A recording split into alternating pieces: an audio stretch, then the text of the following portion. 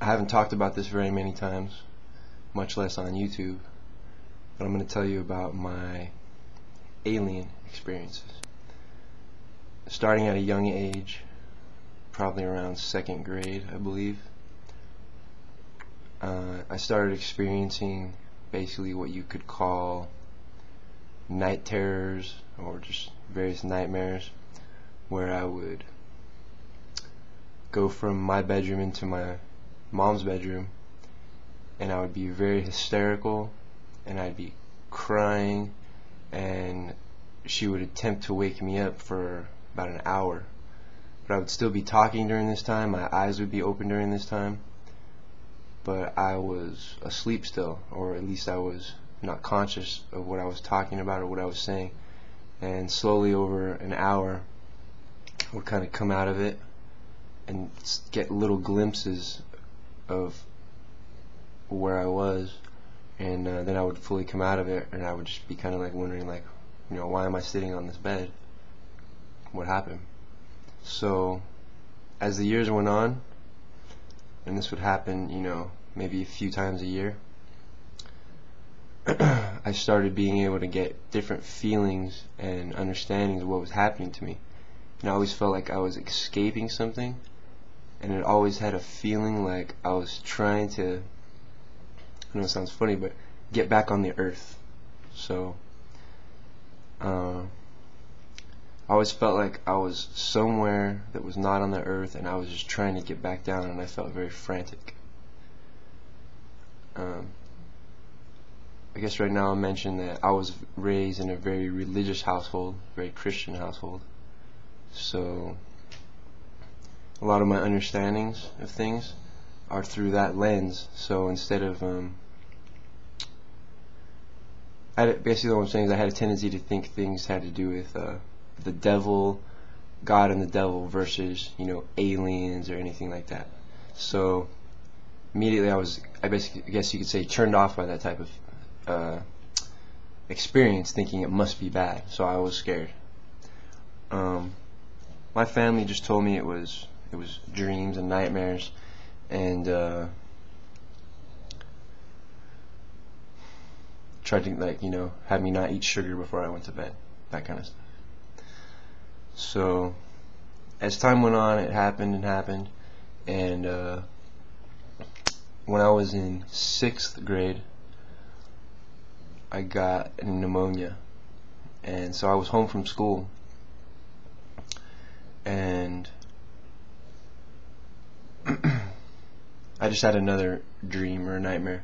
And it's funny because I don't remember the I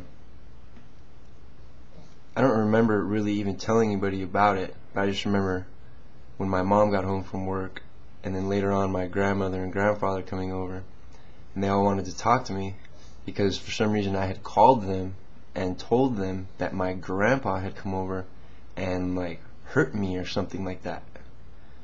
So I'll tell you the slight details about this later, which I found out later on in my life, kind of what happened. So after that little situation happened, when I had pneumonia and I believed that my grandfather had come over and hurt me or something, I'm getting tingles just thinking about it. When I tell you the rest of it, you'll probably trip out too. So let's fast forward a few years. There's a couple other experiences I could tell you, like the time I was at my father's house and I was sleeping, and my stepmom was the only one that was there, and I ran. She heard me, like, freaking out or something, so she came to my room, and I ran past her through the hallway, went into her room, and I stood on her bed and jumped, like spread eagle, just jumped in the air and just landed flat on the bed like I was jumping out of something. And that goes back to that feeling, like I felt like maybe I was jumping out of some ship or something that was not on the earth, and I was trying to jump out of it.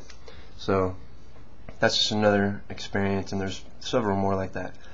But fast forward to, I had some friends, and their grandfather, his name was Vince Uhlencott, I believe it was, and he was the state director of MUFON here in California where I live.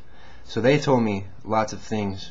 For instance, they told me that I started smoking cannabis, you know, over the years, and they told me that well, actually they had heard that when people maybe not just consume drugs, but maybe cannabis in particular, it made it a little bit more difficult for extraterrestrials to control your mind when they're trying to like basically make you not aware of what's happening to you. And I don't know if that's true. I've had some people tell me that's not true, but all I know is that the years I smoked cannabis, nothing ever happened to me. Never had any experiences like that. Now you can say, oh, it masked it more, or you can interpret whatever you want, but all I know is that I stopped smoking for a short period of time when I was in, I think it was 9th grade, and that's when I had a very, very strange experience, which was I was just on that verge of just totally falling asleep, and I kind of opened my eyes, and when a car drives by and the light shines off their windshield and you see the light go on your wall, so I noticed that, and it kind of like, the reason it kind of woke me up and I kind of had something on my mind was because I left my truck parked outside unlocked and I didn't want to fall asleep, but I was falling asleep. So as that light woke me up and I kind of went to wake up, I realized I could not move my body. I was completely frozen, and at the edge of my bed all I could see was a dark figure, and it was very short, the head looked big, and I could not move my body, and I was pretty much terrified. Coming from a religious household, this is what I did. I just said, and I don't even know if I actually spoke the words, but I consciously had this intent to say this, and I believe I did speak the words. I said, I rebuke you in the name of Jesus. And I suddenly, my body lifted off the bed, just sprung up, and I went and I turned the light on. But there was nothing in my room. But I'm just telling you, it was the craziest experience. One of the craziest experiences I've ever had. So, fast forward, I mentioned that my friends had the grandfather of Vince Uhlencott. I had a job at a gym, and this customer came in, and I was talking to her. It turns out she was a part of MUFON. And she found, and I told her about my friend's grandfather, and then I started telling her about a couple of my experiences, and I told her about that situation with my grandpa. And so then I started to relate to her that I got up in my room and I was looking outside my window, and outside my window I had an area where it was trees and plants, and my grandpa was standing outside my window there, which is very strange because he's an old man and he's not going to crawl through the trees and bushes and plants to like look through my window, and it's just completely, it wouldn't happen. So I'm telling this to this lady, and you know what she says to me? She says, how tall was your grandpa? And that's when I'm getting shivers right now. I got goosebumps all over my body, and because my grandfather was very short. He was only like 3 or 4 feet tall, and I have that distinct memory. And the scary part was, like, I'm looking out the window and I see my grandfather, but it's like a caricature of my grandfather, not like my grandfather, but a character, like a frozen image, like somebody would draw on the boardwalks by the beach, a caricature, and a very exaggerated form of him, and very short, so short that his head was barely over the. And so now I've never had any experiences where I can actually remember being like on any table, on any ship or anything like that, with any devices or any probing or anything like that. But yeah, I have those experiences that are very vivid. I hope you guys have something to say to help me. I've always wanted to know.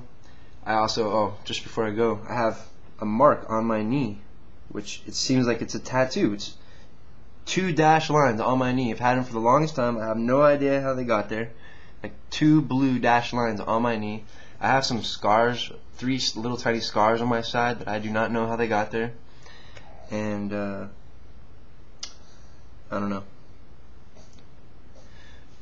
Maybe somebody can help me out. Bless you.